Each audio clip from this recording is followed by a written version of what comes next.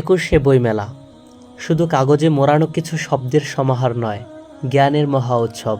বইমেলার প্রতিটি স্টল যেন এক একটি শিল্পকর্ম, কারুকাজের নিখুঁত ছোঁয়ায় সেজে উঠেছে জ্ঞান আর কল্পনার রাজ্য। কাঠ, কাপড়, ককশিট, বোর্ড আর আলোর খেলায় ফুটে উঠেছে এক অপূর্ব দৃশ্য।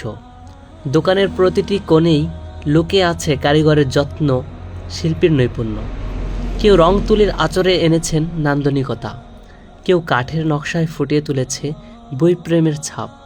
এমন সৌন্দর্য যেন বই বিক্রির জন্য নয়, এটি এক অনন্ত জ্ঞানের কারখানা, যেখানে প্রবেশ করলেই মন হারিয়ে যায় শব্দের মোহনায়। এই স্বপ্নরাজ্যে হাজারো মলাটবন্দি স্বপ্ন সাজানো গোছানো সেলফে নিঃশব্দে অপেক্ষা করছে পাঠকের স্পর্শের জন্য। রঙিন কাঠামোর আড়ালে লুকিয়ে আছে অগণিত গল্প, কবিতা, ইতিহাস আর কল্পনার রাজ্য।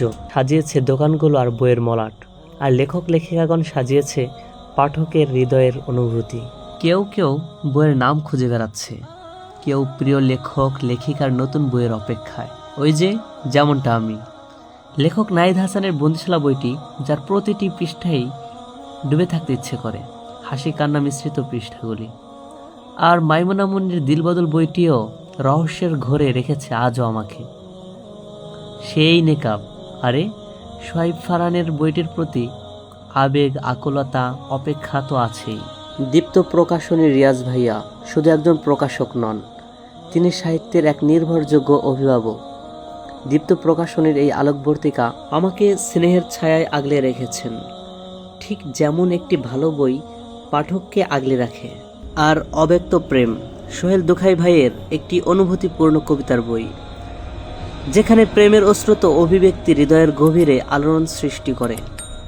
এই যৌথ গ্রন্থে প্রেমের নিঃশব্দ সুর গেঁথে রয়েছে, যা পাঠককে এক অন্য রকম জগতে নিয়ে যায়। প্রতিটি শব্দ যেন অনুভূতির এক অপূর্ব ছবি, যা হৃদয়ের গভীরে রেখাপাত করে। প্রকাশকদের সজ্জিত দোকানগুলো বইপ্রেমীদের স্বাগত জানায়। সেলফে সারি সারি বই, কখনো গল্প, কখনো কবিতা। একটি বই হাতে নেওয়া মানে নতুন জগতে প্রবেশ করা, যেখানে কল্পনার রাজ্য মিশে যায় বাস্তবতার সঙ্গে। আচ্ছা, একটা কথা জিজ্ঞাসা করি, বলেন তো, বইমেলার চারপাশে এমন সাজানো গোছানো কেন? এখানে কোনো বইপ্রেমীর হৃদয় ভাঙার গল্প লুকিয়ে আছে নাকি?